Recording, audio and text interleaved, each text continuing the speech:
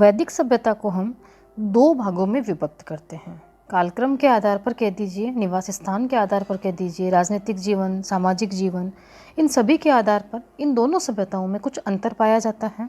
सम्मिलित रूप से हम इसे वैदिक सभ्यता कहते हैं। सम्मिलित रूप से हम इसे वैदिक सभ्यता कहते हैं। इसे डिवाइड किया है हमने पूर्व वैदिक काल या फिर उत्तर वैदिक काल। पूर्व वैदिक काल का जो टाइम पीरियड है वह 1500 बीसी से लेकर के 1000 बीसी माना जाता है, अर्थात 1500 ईसा पूर्व से लेकर के 1000 ईसा पूर्व के मध्य वैदिक सभ्यता का जो काल निर्धारित किया गया है उसे हम पूर्व वैदिक या ऋग वैदिक काल की संज्ञा देते हैं। उत्तर वैदिक सभ्यता का जो काल निर्धारण है इसके उपरांत 1000 ईसा पूर्व से लेकर के अर्थात 1000 बीसी से लेकर के 600 बीसी तक माना गया है। यह वर्गीकरण टाइम पीरियड के आधार पर है। पूर्व वैदिक कह दीजिए या फिर ऋग वैदिक और उत्तर वैदिक काल। भौगोलिक विस्तार पर हम चर्चा करते हैं। देखिए कि वैदिक सभ्यता के जो व्यक्ति थे, वैदिक सभ्यता के जो लोग थे, उनके द्वारा किन किन क्षेत्रों का भौगोलिक ज्ञान प्राप्त किया गया था या फिर किस स्थान पर उनका निवास स्थान था, उस आधार पर हम देखते हैं जो पूर्व वैदिक या ऋग्वैदिक काल के जो व्यक्ति थे वह सप्त सैंधव प्रदेश में निवास करते थे। सप्त सैंधव प्रदेश पंजाब के आसपास वाला भाग कहलाता है यह सप्त सैंधव प्रदेश। इनका उत्तर वैदिक काल के व्यक्तियों की हम बात करें, वहाँ के लोग उनका थोड़ा सा गंगा यमुना दोआब क्षेत्र की तरफ प्रवर्तन हो चुका था। तो एक सिंपल सा प्रश्न बनता है कि पूर्व वैदिक काल के लोग कहाँ निवास करते थे? सप्त सिंधु प्रदेश में। और उत्तर वैदिक काल के लोग जो हैं वह गंगा यमुना दोआब क्षेत्र में की तरफ निवास करते थे। यह थोड़ा सा हम कह सकते हैं पूर्व की ओर निर्धारित किया गया है। आता है एक प्रश्न, एक संभावना बनती है कि सिंधु सभ्यता के उपरांत ये जो सभ्यता निकल कर के आ रही है वैदिक सभ्यता, इसके व्यक्ति कौन थे, निर्माता कौन थे? तो इसके निर्माता जो हैं वह आर्य कहलाते हैं। मोस्ट इम्पॉर्टेंट वर्ड है ये आर्य। यह आर्य वर्ड जो है यह एक श्रेष्ठ या कुलीन वर्ग की तरफ इंगित करता है, इशारा करता है कि किसी उच्च वर्ण के लोगों को आर्य कहा जाता था। इनका संबंध कहीं भी जाति से नहीं है। तो आर्य शब्द से तात्पर्य श्रेष्ठ, कुलीन या उच्च वर्ण का होता है। क्या एक पर्टिकुलर प्रश्न बनता है, वैदिक सभ्यता के लोग जिन्हें हम आर्य नाम से जानते हैं वह कहाँ से आए थे? तो यह मध्य एशिया से आए थे। और इस मध्य एशिया के मत का प्रतिपादन किसने किया है? मैक्स मूलर के द्वारा किया गया है। नेक्स्ट बात आती है वैदिक सभ्यता की हम कुछ विशेष बातें देखते हैं। उनके अंतर्गत हम देखते हैं कि वैदिक सभ्यता एक पितृसत्तात्मक व्यवस्था थी। जिस प्रकार हम कहते हैं सिंधु घाटी सभ्यता मात्र सत्तात्मक थी, उसी प्रकार वैदिक सभ्यता उसकी जस्ट अपोजिट पितृसत्तात्मक व्यवस्था वाली सभ्यता थी। जैसे सिंधु घाटी सभ्यता हमने की नगरीय सभ्यता थी, उसी प्रकार वैदिक सभ्यता ग्रामीण सभ्यता थी। और इनका जो प्रधान कार्य था वह पशुचारण था, पशुपालन करना था, उनको पशुचारण करना था। नेक्स्ट फैक्ट हम देखते हैं कि एक संस्कृति आती है मृद भांड की जो संस्कृति है वह, उस पर हम चर्चा करते हैं। मृद भांड की संस्कृति के आधार पर हम देखते हैं कि जिस समय, जिस टाइम पीरियड में गैरिक मृद भांड ओकर कलर वेयर बने थे, गैरिक मृद भांड बने थे, उस समय के बर्तनों को देखते हुए ज्ञात होता है कि यह सिंधु घाटी सभ्यता का समय चल रहा था। उसी प्रकार जब ब्लैक एंड रेड मृद भांड बनने लगे, काले व लाल मृद भांड बनने लगे, तो तात्पर्य यह है कि यह वैदिक सभ्यता का टाइम पीरियड चल रहा है। उन्हीं में थोड़ा सा परिवर्तन होने के साथ में चित्रित व धूसर मृद भांड बनने लगे, पेंटेड ग्रे वेयर बनने लगे। तात्पर्य यह है कि यह उत्तर वैदिक सभ्यता का टाइम पीरियड चल रहा है। और उत्तरी काले चित्रित मृद भांड, नॉर्थ ब्लैक पेंटेड वेयर, उत्तरी काले चित्रित मृद भांड, यह इंगित करता है कि समय कौन सा चल रहा है? मौर्य काल। एक छोटा सा प्रश्न बन जाता है, मैचअप्स करवा लिया जाता है। मृद भांडों के आधार पर अगर हम देखें कि यह किस संस्कृति को इंगित करता है, तो हमने किया OCW सिंधु सभ्यता, BRW वैदिक सभ्यता, PGW उत्तर वैदिक सभ्यता और NBPW मौर्य काल को इंगित करता है। अब कुछ हम अंतर देखेंगे। ऋग्वैदिक काल के जो लोग थे, मैंने डिवाइडेशन में बताया कि इनके समय में थोड़ा अंतर है। उसी के आधार पर वैदिक सभ्यता को हमने 2 भागों में बांटा था, पूर्व वैदिक कह दीजिए या फिर ऋग वैदिक सभ्यता कह दीजिए, और बाद में जो आती है वह उत्तर वैदिक सभ्यता कहलाती थी। तो अब देखिए कुछ परिवर्तन हैं, तुलनात्मक रूप से हम इनका अध्ययन करते हैं। ऋग्वैदिक सभ्यता के जो लोग थे, पूर्व वैदिक सभ्यता के जो लोग थे, उन्हें लोहे का ज्ञान नहीं था, लेकिन कालांतर में इन्हें जब लोहे का ज्ञान हो जाता है तब उत्तर वैदिक सभ्यता का समय आ जाता है। तो एक सिंपल अर्थ और क्वेश्चन बनेगा कि किनको लोहे का ज्ञान नहीं था, तो ऋग्वैदिक सभ्यता के लोगों को लोहे का ज्ञान नहीं था और उत्तर वैदिक के सभ्यता के लोगों को लोहे का ज्ञान था। हम फर्स्ट में बात करते हैं, पहले इनका व्यवसाय पशुपालन था, परंतु कालांतर में इनका मुख्य व्यवसाय कृषि हो गया। विश्व का जो सबसे प्राचीनतम ग्रंथ माना जाता है ऋग्वेद, ऋग्वेद की रचना पूर्व वैदिक सभ्यता के समय हो गई थी, लेकिन अन्य 3 जो वेद हैं, सामवेद, यजुर्वेद और अथर्ववेद, इनकी रचना उत्तर वैदिक काल में हुई थी। वर्ण व्यवस्था की हम बात करें तो ऋग्वैदिक काल में वर्ण व्यवस्था कर्म पर आधारित थी। नासदीय सूक्त में एक वर्णन भी मिलता है, कर्म पर आधारित थी। जो व्यक्ति जो कर्म करता है वह उसी वर्ण का कहलाता है। लेकिन परिवर्तन हुआ और कालांतर में जब उत्तर वैदिक काल आया था, अर्थात 1000 BC से 600 BC आया था, उस समय वर्ण व्यवस्था जो है वो जन्म पर आधारित हो गई। यह जो अंतर है इन दोनों सभ्यताओं के मध्य, यह कथनों के माध्यम से एग्जाम्स में पूछे जाते हैं। नेक्स्ट आता है बलि। यह एक धार्मिक कर था। बलि दोनों काल में ही पाया जाता है बलि कर, परंतु ऋग्वैदिक काल में यह एक ऐच्छिक कर था, अर्थात अगर आपकी इच्छा है तो आप कर दो। लेकिन समय परिवर्तन के साथ में बलि को एक अनिवार्य कर बना दिया गया था। एक सिंपल प्रश्न बनता है, बलि कौन सा कर था? धार्मिक कर था। राजा की स्थिति की बात करते हैं दोनों समय में, तो राजा की स्थिति प्रारंभ में अस्थायी थी, मतलब कि वह आवश्यकता अनुसार बनाया जाता था। कोई युद्ध करना है तो किसी एक को नेता चुन लिया जाता था, परंतु कालांतर में इसकी स्थिति में परिवर्तन हुआ और राजा को स्थायी मान लिया गया। राजा स्थायी होने लग गए। नेक्स्ट, स्थायी होने के साथ साथ में राजा वंशानुगत भी होने लग गए थे। ठीक है, कि वंशानुगत राजा होने से तात्पर्य है जो राजा बना है उसी का पुत्र जो है अगला राजा बनता था। नेक्स्ट बात आता है रत्निन। रत्निन जो होते थे अधिकारियों को कहा जाता था। रत्निनों की संख्या राजा सहित 12 मानी गई थी ऋग्वैदिक सभ्यता में, और सबसे जो प्रधान रत्निन था वह था पुरोहित। तो एक सिंपल प्रश्न बनता है, रत्निन किसे इंगित करता है? तो प्रमुख व्यक्ति जो थे, प्रधान जो अधिकारी थे, उन्हें रत्निन कहा जाता था, जो रत्न को धारण करते थे। और यही व्यवस्था उत्तर वैदिक काल में ही रही, परंतु एक नया पद आता है संग्रहिता। क्या पद आता है? यह एक नया रत्निन बन जाता है, संग्रहिता। राजकोष का अधिकारी होता है ये। क्योंकि हम देख चुके हैं, देखिए पहले कर जो थे वह ऐच्छिक थे, लेकिन बाद में कर जो है अनिवार्य होने लग गए, तो उनको संभालने के लिए एक राजकोष का निर्माण किया और उसका ध्यान रखने के लिए एक नया रत्निन बना था, संग्रहिता।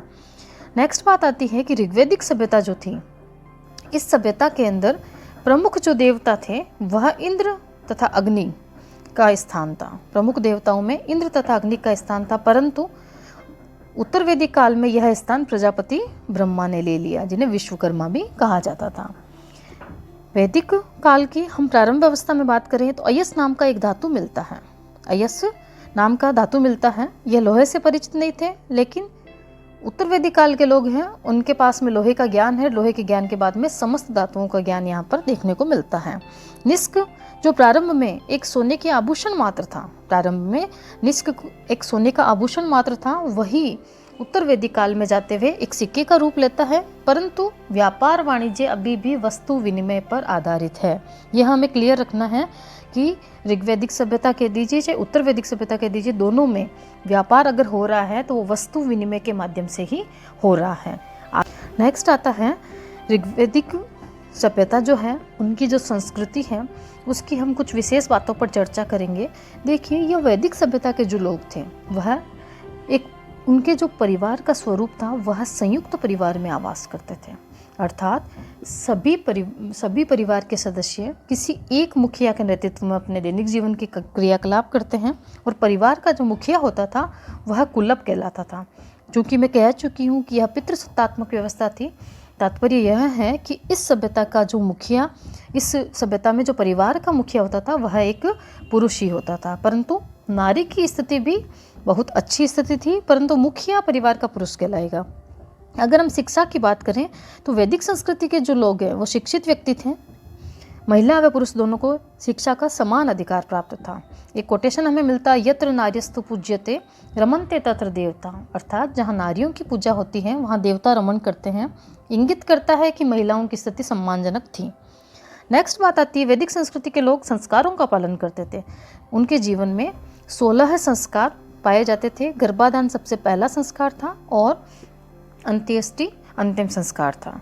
और कई बार पूछा जाता है संस्कार से तात्पर्य क्या है, तो संस्कार का शब्द का जो अर्थ है वह होता है शुद्ध, या फिर एक ऐसा अनुष्ठान जिससे कि हमारा परिष्करण किया जा सके, परिष्कार किया जा सके, हमें शुद्ध किया जा सके।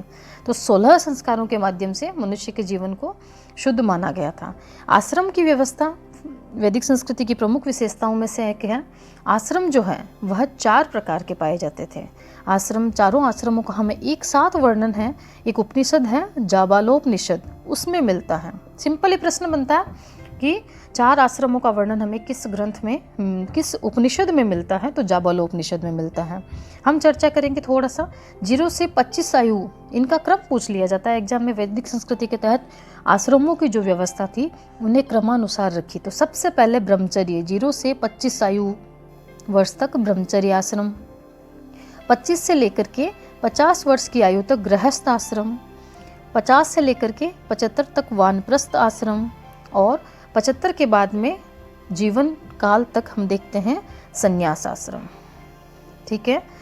वैदिक संस्कृति के जो लोग थे वह पुरुषार्थों के आधार पर कार्य करते थे, और 4 पुरुषार्थ इनके जीवन में महत्व रखते थे: धर्म, अर्थ, काम और मोक्ष। धर्म, अर्थ, काम और मोक्ष। नेक्स्ट बात आती है, वैदिक संस्कृति के लोगों की विशेषता है वसुधैव कुटुंबकम की भावना। तात्पर्य यह है संपूर्ण संसार को भी यह एक परिवार की तरह देखते थे, अपने कुटुंब की तरह देखते थे। यह भावना वैदिक संस्कृति के जो लोग हैं, जिन्हें हम आर्य कहते हैं, उनकी विशेषता थी। इन काल में वेदों की रचना मानी जाती है, इसी कारण यह सभ्यता जो है वैदिक सभ्यता कहलाती है। मुख्य रूप से वैदिक सभ्यता का नामकरण वेदों के उत्पत्ति, वेदों के अध्ययन, इनके आधार पर मानी गई है। तो वेदों की संख्या की हम बात करें तो वेदों की संख्या 4 हैं। सबसे पहले हम बात करते हैं ऋग्वेद। ऋग्वेद की हम बात करें तो यह सबसे प्राचीन, भारत का सबसे प्राचीन वेद है ये ऋग्वेद। इसमें 10 मंडल हैं और 1028 सूक्त हैं। हम बात करते हैं ओम भूर्भुवस्वः तत्सवितुर्वरेण्यम, यह गायत्री मंत्र है, और ये गायत्री मंत्र हमें ऋग्वेद में देखने को मिलता है। तो ऋग्वेद सबसे प्राचीन वेद माना जाता है। दूसरा आता है यजुर्वेद। यजुर्वेद में यज्ञ में जितने भी सूत्र या मंत्र श्लोक बोले जाते हैं उनका वर्णन किया गया है। यह एकमात्र ऐसा वेद है जो गद्य तथा पद्य दोनों में लिखा गया है। तीसरा आता है सामवेद, मोस्ट इम्पोर्टेंट। यह विश्व का सबसे प्राचीनतम ग्रंथ है, संगीत ग्रंथ विश्व का। ठीक है, संगीत ग्रंथ है। तात्पर्य यह है इसमें गान, जो मंत्र उच्चारण किए जाते हैं वो किस लयात्मक ढंग से किए जाते हैं उनका उल्लेख यहाँ किया गया है। अंतिम आता है अथर्ववेद, और अथर्ववेद जादू टोना, जंतर मंत्र आदि चीज़ों में विश्वास करता है और उन्हीं का वर्णन करता है। तो 4 वेद हमने देखे वैदिक सभ्यता के लोग जिनको फॉलो करते हैं। फिर आता है वेदांग। वेदांग सूत्र साहित्य का एक हिस्सा है, परंतु इनका उल्लेख ये 6 हैं संख्या में: शिक्षा, कल्प, व्याकरण, निरुक्त, छंद, ज्योतिष। नेक्स्ट हम देखते हैं महाकाव्य। वैदिक काल की बात करें तो इस समय 2 महाकाव्य हैं, उनका विशेष उल्लेख मिलता है। एक आता है रामायण, दूसरा आता है महाभारत। रामायण की हम बात करें तो वाल्मीकि जी द्वारा इसकी रचना की गई थी। इसके रचनाकार हैं वाल्मीकि जी। दशरथ पुत्र राम जो हैं उनके जीवन पर ये आधारित हैं। वर्तमान में जो हमें रामायण मिलती है उसमें 7 कांड हमें मिलते हैं। महाभारत की हम बात करते हैं, वेद व्यास जी के द्वारा इसकी रचना की गई थी। वेद व्यास जी के द्वारा इसकी रचना की गई थी। इससे हम विश्व का सबसे बड़ा महाकाव्य कहते हैं। देखिए, विश्व की कोई चीज़ प्राचीनतम, जैसे विश्व का सबसे प्राचीनतम ग्रंथ हमें ऋग्वेद को माना जाता है, विश्व का सबसे प्राचीनतम संगीत ग्रंथ सामवेद को माना जाता है, वैसे ही विश्व का सबसे बड़ा महाकाव्य जो है वह महाभारत को माना जाता है। महाभारत के अन्य नाम हमें मिलता है सत सहस्त्र संहिता। 1 लाख से अधिक इसमें श्लोक पाए जाते हैं। इस कारण प्रारंभ में इसे हम जय संयंता और भारत आदि उपनामों से भी जानते थे। महाभारत वर्तमान नाम है। महाभारत का उल्लेख हमें एक ग्रह सूत्र है, आश्वाल्यन ग्रह सूत्र, जिसमें हमने 8 प्रकार के विवाह भी देखते हैं। आश्वाल्यन ग्रह सूत्र में महाभारत का हमें प्रथम उल्लेख मिलता है और इसी आश्वाल्यन ग्रह सूत्र में हमें 8 प्रकार के विवाहों का, जिनकी हम विस्तार से चर्चा करेंगे, उल्लेख मिलता है। महाभारत का ही एक छठा पर्व है। महाभारत जैसे हम अध्यायों में विभक्त करते हैं, वैसे ही छठा अध्याय कह दीजिए या पर्व कह दीजिए, छठा पर्व है जिसका नाम है भीष्म पर्व। इसमें हमें भगवत गीता का वर्णन मिलता है, जिसमें 18 अध्याय देखने को हमें मिलते हैं। कुछ शब्दावली आती है जो वैदिक सभ्यता से संबंधित है, जिनमें हम देखते हैं वेद। वेद की हम बात करें, वेद को किन अन्य नामों से जाना जाता है? वेद को संहिता, श्रुति, अपौरुषेय तथा नित्य नामों से जाना जाता है। नेक्स्ट आता है अपौरुषेय से तात्पर्य क्या है कि वेदों के रचनाकार हमें पता नहीं है। जैसे हमने महाकाव्यों के रचनाकार अभी हमने बताया, रामायण का कौन है, महाभारत का कौन है, परंतु वेदों का रचनाकार कौन है, किसी पुरुष के द्वारा तो इसकी रचना नहीं की गई, इस कारण इसे अपौरुषेय कहा गया है। नेक्स्ट आता है उपनिषद। उपनिषद गुरु के समीप बैठ करके रहस्यमयी ज्ञान प्राप्त करना उपनिषद कहलाता है। इन्हें वेदांत भी कहते हैं। पुराणों की हम बात करते हैं। पुराण संख्या में 18 हैं। सबसे लोमर्स ऋषि द्वारा लिखे गए हैं ये पुराण। सबसे प्राचीन पुराण है वो मत्स्य पुराण है। इसके अलावा विष्णु पुराण, वायु पुराण, शिव पुराण हमें कई देखने को मिलते हैं। स्मृति पर चर्चा करें तो स्मृति में सबसे प्राचीन जो स्मृति है मनु स्मृति कहलाती है, मनु स्मृति। और सबसे नवीन जो स्मृति है वो देवल स्मृति कहलाती है, मध्यकाल में लिखी गई है। और मनु स्मृति 200 BC से 200 AD तक लिखी गई है। विवाहों की हमने बात की। विवाह 8 प्रकार के माने गए हैं वैदिक सभ्यता के समय। 4 मान्य थे धर्मसूत्र के अनुसार और 4 अमान्य थे। 10 राज्य युद्ध का वर्णन, 10 राज्य मतलब 10 राजाओं का युद्ध, यह हमें ऋग्वेद में मिलता है। और राजा सुदास का अन्य 10 आर्य और अनार्य जाति के लोगों के द्वारा शासकों के साथ में युद्ध होता है, जिसमें सुदास की विजय होती है। ये 10 राज्य युद्ध कहलाता है। रावी नदी के तट पर होता है ये। वर्ण व्यवस्था की बात हमने की है कि पूर्व वैदिक काल में वर्ण व्यवस्था जो है वह कर्म पर आधारित थी, लेकिन उत्तर वैदिक काल में यह वर्ण व्यवस्था जो है वह जन्म पर आधारित होगी। इस वर्ण व्यवस्था का उल्लेख हमें सबसे पहले ऋग्वेद के 10वें मंडल में मिलता है और 10वें मंडल के भी पुरुष सूक्त में मिलता है। मैंने बताया 1028 सूक्त हैं, ठीक है। नारी के स्थान की बात करें, नारी का स्थान उत्तम था, पुरुषों के समान अधिकार थे। पर्दा प्रथा, दहेज प्रथा, सती प्रथा, ऐसी कोई भी बुराई उस समय हमें देखने को नहीं मिलती है। कुछ नदियाँ हैं वैदिक काल में, हम देखते हैं कि नदी सूक्त के अंदर कुछ नदियाँ पाई जाती हैं। इनका वर्णन भी हमें ऋग्वेद में मिलता है। अब इन नदियों की हम बात करते हैं तो इन नदियों के ऋग्वेदिक नाम अलग हैं। देखिए, सबसे पहले आता है शतुद्री। देखिए, सिंधु का नाम सिंधु मिलता है, गंगा का गंगा, यमुना का यमुना। उनका वर्णन मैंने यहाँ नहीं किया है। सिंधु, गंगा, यमुना। अब आती है शतुद्री। शतुद्री किस नदी को कहा जाता था? सतलज नदी को। शतुद्री, सतलज। परुषणी रावी नदी को कहा जाता था, जिसके किनारे पर 10 राज्य युद्ध हुआ था। परुषणी रावी नदी। अस्कनी चिनाब नदी को कहते थे। विपासा व्यास को। वितस्ता नदी झेलम नदी को कहते थे। ब्रह्मवत शब्द कई स्थानों पर मिलता है। ब्रह्मवर्त क्षेत्र में वेदों की रचना हुई थी ऐसा माना जाता है। तो जो सरस्वती तथा दृष्टि नदी है, उन नदियों के बीच का जो क्षेत्र है वो ब्रह्मवत क्षेत्र कहलाता था, जहाँ पर वेदों की रचना हुई थी। मुंजवत पर्वत जो है, मुंजवत पर्वत हिंदू कुश पर्वत को कहा गया है। धन्व शब्द से तात्पर्य मरुस्थल से कहा लिया गया है। और अगन्या गाय को कहा गया है, क्योंकि पशु चारणी व्यवस्था थी और इसी गाय के लिए समस्त कार्य, जिनके पास जितनी अधिक गायें होती थी उन्हें धनवान माना जाता था। तो अगन्या शब्द का प्रयोग जिसका जो वध करने के योग्य नहीं है, गाय को कहते थे। और इसके लिए युद्ध भी किए जाते थे, जिन्हें विष्टि कहा गया था। तो ये छोटा सा टॉपिक है, एग्जाम के पॉइंट ऑफ व्यू से मैंने इसको आपको तैयार करवाया है। आप इनको अच्छे से पढ़िए, इनका स्क्रीनशॉट लीजिए और चैनल को लाइक, शेयर एंड सब्सक्राइब करना मत भूलिए। Thank you.